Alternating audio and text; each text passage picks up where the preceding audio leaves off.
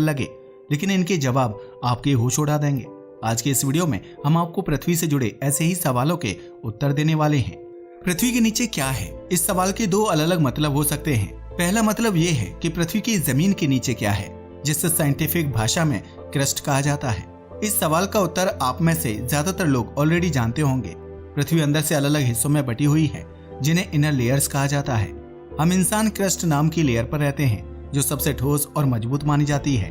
Crust के नीचे जितनी भी लेयर्स मौजूद हैं, उनका तापमान बहुत ही ज्यादा है और प्रैक्टिकली उन तक पहुंचना हमारे लिए बहुत ही मुश्किल है। पृथ्वी के केंद्र में इनर कोर नाम की लेयर मौजूद है, जिसका तापमान जानने के बाद आपके होश उड़ जाएंगे। आयरन एंड निकल से बनी इस लेयर का तापमान करीब 5000 से 5500 डिग्री सेल्सियस है, जो सूर्य के तापमान के बराबर है। पहले के समय में लोग ऐसा मानते थे कि पृथ्वी का इंटीरियर पूर्ण रूप से पानी से बना हुआ है। ऐसा इसलिए था क्योंकि उनके पास पृथ्वी के अंदरूनी हिस्से को जानने के लिए उचित साइंटिफिक टेक्नोलॉजी नहीं थी। आज हम कई सारी स्टडीज एंड रिसर्चेस के द्वारा यह प्रूव कर सकते हैं कि पृथ्वी के अंदर कौन कौन से एलिमेंट्स मौजूद हैं और उनका तापमान कितना है। The Kola super deep borehole. अब आप में से कुछ जिज्ञासु लोगों के दिमाग में ये सवाल आ रहा होगा कि क्या हो अगर हम पृथ्वी को खोदते खोदते इनर कोर तक जाने की कोशिश करें। खैर, मैं आपकी जानकारी के लिए बता दूं कि अतीत में ऐसा ऑलरेडी किया जा चुका है। रूस में कोला सुपर डीप बोरहोल नाम का एक गड्ढा मौजूद है, जो इंसानों द्वारा बनाया गया आज तक का सबसे गहरा गड्ढा है। आपको जानकर हैरानी होगी कि इस गड्ढे की गहराई 12,262 मीटर है, जो किसी भी दूसरे आर्टिफिशियल गड्ढे के मुकाबले बहुत अधिक है। इस गड्ढे की खुदाई को साल 1989 में रोक दिया गया था, क्योंकि मजदूरों के लिए इतनी गहराई में काम करना बहुत मुश्किल हो रहा था। रूस के वैज्ञानिक बताते हैं कि सतह से 12 किलोमीटर नीचे जाने पर तापमान इतना ज्यादा बढ़ जाता है कि उसे सह पाना इम्पॉसिबल हो जाता है। What if we the digging of this hole had never stopped? लेकिन क्या होता अगर इस गड्ढे की खुदाई को कभी रोका नहीं जाता? क्या इस तरीके से पृथ्वी के बाहर यानी अंतरिक्ष में निकला जा सकता है? खैर, अगर कोला सुपर डीप बोरहोल को अंत तक खोदा जाता तो लेबर्स एंड वर्कर्स को 5500 डिग्री सेल्सियस तापमान वाले इनर कोर से गुजरना पड़ता। वैसे तो यह पॉसिबल नहीं है, लेकिन कॉन्सेप्ट को समझने के लिए ऐसा मान लेते हैं। इनर कोर को पार करने के बाद वह वापस से आउटर कोर एंड मेंटल में ट्रेवल करते हुए पृथ्वी की सतह यानी क्रस्ट पर आ जाते। ऐसा इसलिए है क्योंकि हमारी पृथ्वी गोल है।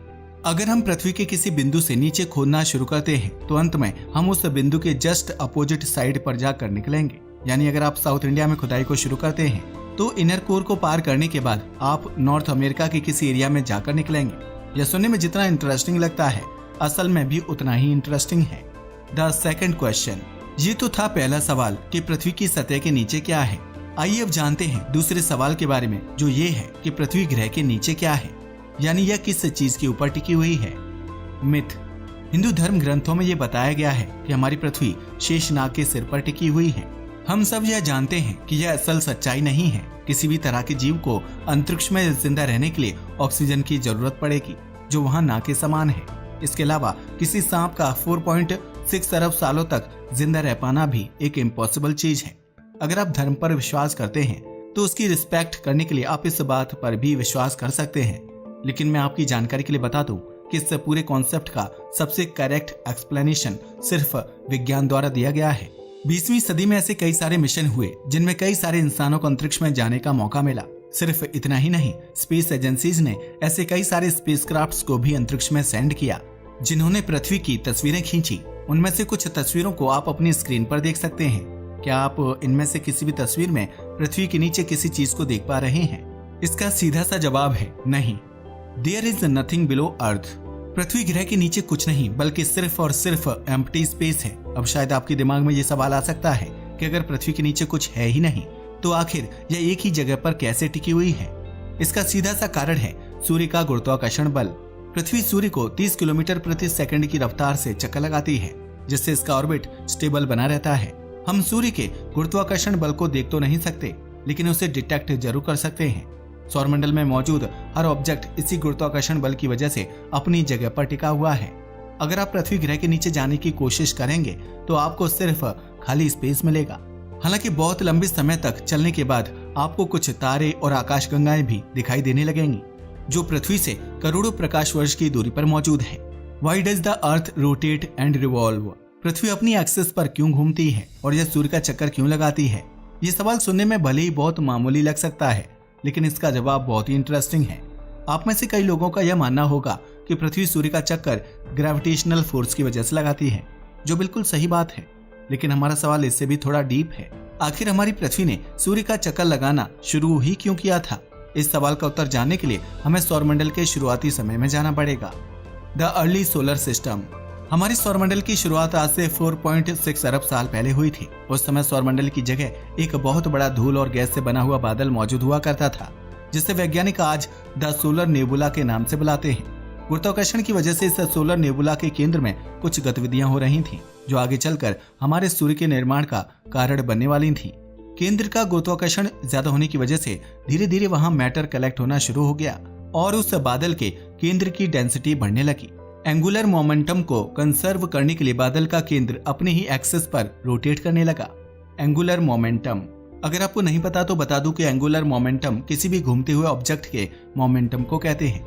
जैसे जैसे किसी चीज का द्रव्यमान बढ़ता है लेकिन उसकी रेडियस कम होती है, वैसे वैसे उस ऑब्जेक्ट की रोटेशन स्पीड तेज होने लगती है। स्क्रीन पर दिख रही वीडियो में आप एक बैलेरिना डांसर को बैलेट डांस करते हुए देख सकते हैं। ध्यान देने वाली बात यह है कि जब बैलेरिना अपने हाथों को अंदर की ओर फोल्ड करती है तो अचानक से उसकी रफ्तार बढ़ जाती है। वहीं जब वह अपने हाथों को थोड़ा सा बाहर निकालती है तो उसकी रोटेशनल स्पीड कम होने लगती है। इसी चीज को एंगुलर मोमेंटम कहा जाता है। The final reason of the earth's revolution around the sun. Solar nebula के केंद्र में मैटर इकट्ठा होने की वजह से उसका भी द्रव्यमान बढ़ता जा रहा था। एक समय ऐसा आया जब उसके केंद्र ने रोटेट करना शुरू कर दिया, जिसके परिणाम स्वरूप पूरा बादल ही रोटेट होने लगा। भविष्य में सोलर नेबुला का केंद्र हमारे सूर्य में कन्वर्ट हो गया और उसके आसपास मौजूद बादल एक प्लैनेटरी डिस्क बन गया। आसान शब्दों में कहें तो प्लैनेटरी डिस्क तारे के आसपास मौजूद वह एरिया होता है जहां पर ग्रहों का निर्माण होता है। सूर्य के बनने के कुछ ही लाख सालों बाद हमारी पृथ्वी का निर्माण भी शुरू हो गया था। प्लैनेटरी डिस्क में जो भी धूल और गैस मौजूद थी वह आपस में गुरुत्वाकर्षण की वजह से इकट्ठा होने लगी और विशाल गेंदों का निर्माण करने लगी। इन्हीं में से एक विशाल गेंद हमारी पृथ्वी थी। अब क्योंकि इसका निर्माण घूमती हुई प्लैनेटरी डिस्क से हुआ था, इसलिए ये भी सूर्य का चक्कर लगाने लगी और आज तक यह वैसे ही सूर्य को रिवॉल्व कर रही है। तो कुछ इस वजह से हमारी पृथ्वी सूर्य को हर 365 दिनों में एक बार रिवॉल्व करती है। The real reason of earth's rotation. ये तो बात हुई रिवॉल्यूशन की। आइए अब जानते हैं कि पृथ्वी अपनी एक्सिस पर रोटेट क्यों करती है। खैर, इसका कारण मैं आपको ऑलरेडी बता चुका हूँ। पृथ्वी का निर्माण भी कुछ सूर्य के निर्माण की तरह ही हुआ था, यानी पृथ्वी ने अपने एक्सिस का चक्कर एंगुलर मोमेंटम की वजह से लगाना शुरू किया था। न्यूटन ने अपने पहले नियम में यह बताया था कि अगर कोई ऑब्जेक्ट रेस्ट या मोशन में है तो वह हमेशा वैसे ही रहेगा। बस शर्त यह है कि उस पर कोई भी एक्सटर्नल फोर्स अप्लाई ना किया जाए।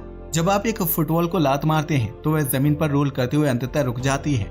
ऐसा इसलिए होता है क्योंकि उस बॉल पर फ्रिक्शन फोर्स अप्लाई हो रहा होता है, जो उसकी गति को धीरे धीरे जीरो तक ले आता है। लेकिन अंतरिक्ष में ऐसा कोई भी फोर्स अप्लाई नहीं होता, जिस वजह से प्लैनेट्स अरबों सालों तक घूमते रहते हैं। Why don't we feel the earth is moving? हमने यह तो जान लिया कि हमारी पृथ्वी रोटेट एंड रिवॉल्व क्यों करती है, लेकिन क्या आपने कभी यह सोचा है कि आखिर हमें यह मोशन फील क्यों नहीं होते? पृथ्वी 30 किलोमीटर प्रति सेकंड की रफ्तार से अंतरिक्ष में आगे बढ़ रही है, लेकिन इतनी तेज मूव करने के बावजूद हमें इसकी गति का जरा सा भी अंदाजा नहीं लग पाता। आखिर ऐसा क्यों है? इसका जवाब बहुत ही सिंपल है। हम पृथ्वी की रोटेशन और रिवॉल्यूशन को इसलिए नोटिस नहीं कर पाते क्योंकि यह कांस्टेंट है। आइए इस बात को एक थॉट एक्सपेरिमेंट के जरिए समझते हैं। A thought experiment. मान लीजिए आप एक बस में बैठे हैं जो एक बहुत ही स्मूथ रोड पर चल रही है। उस बस की खिड़कियां पर्दों से कवर्ड हैं और आपके पास ऐसा कोई भी तरीका नहीं है जिससे आप यह पता लगा सके कि वह आगे बढ़ रही है। ऐसे में अगर आपको इस बात की जानकारी ना दी जाए कि वह बस चल रही है तो आप कभी ये पता नहीं लगा पाएंगे कि आप एक मूविंग बस में हैं। लेकिन क्या हो अगर उस बस की गति को धीमा करने के लिए ब्रेक अप्लाई की जाए या तेज करने के लिए एक्सीलेटर दबाया जाए? ऐसे में आपको छोटे मोटे झटके महसूस होंगे, जिससे आपको यह पता चल जाएगा कि आप एक बस के अंदर हैं। The final meaning. इस पूरी बात का सीधा सा मतलब ये है कि जब कोई चीज एक कांस्टेंट गति पर चल रही होती है तो उसके मोशन का पता लगा पाना ऑलमोस्ट इम्पॉसिबल हो जाता है। कुछ ऐसा ही हमारी पृथ्वी के साथ भी है। पृथ्वी एक कांस्टेंट स्पीड पर सूर्य का चक्कर लगाती है, जिस वजह से हमें उसके रिवॉल्यूशन के बारे में पता नहीं चल पाता। कुछ ऐसा ही रोटेशन के केस में भी होता है। पृथ्वी अपनी धुरी पर एक कांस्टेंट गति से घूम रही है और ऐसे में उसकी रोटेशन के बारे में पता लगाना बहुत ही मुश्किल है। Proofs of rotation in everyday life. हालांकि ऐसे कई सारे तरीके हैं जिनसे हमें यह पता चलता है कि हमारी पृथ्वी रोटेट कर रही है। इसका सबसे अच्छा उदाहरण है दिन और रात की प्रक्रिया।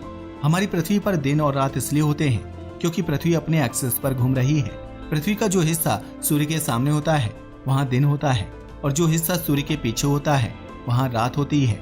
इन दोनों हिस्सों के बीच के हिस्से को टर्मिनेटर लाइन कहा जाता है और वहाँ पर शाम होती है, यानी ना दिन और ना ही रात बल्कि इन दोनों के बीच का समय। If earth is round then why does the water on it not fall into space. अगर हमारी पृथ्वी गोल है तो उसके निचले हिस्से में मौजूद पानी अंतरिक्ष में क्यों नहीं गिरता। यह सवाल बहुत ही इंटरेस्टिंग है और कुछ सालों पहले इससे जुड़े कई सारे वीडियोस भी इंटरनेट पर वायरल हुए थे।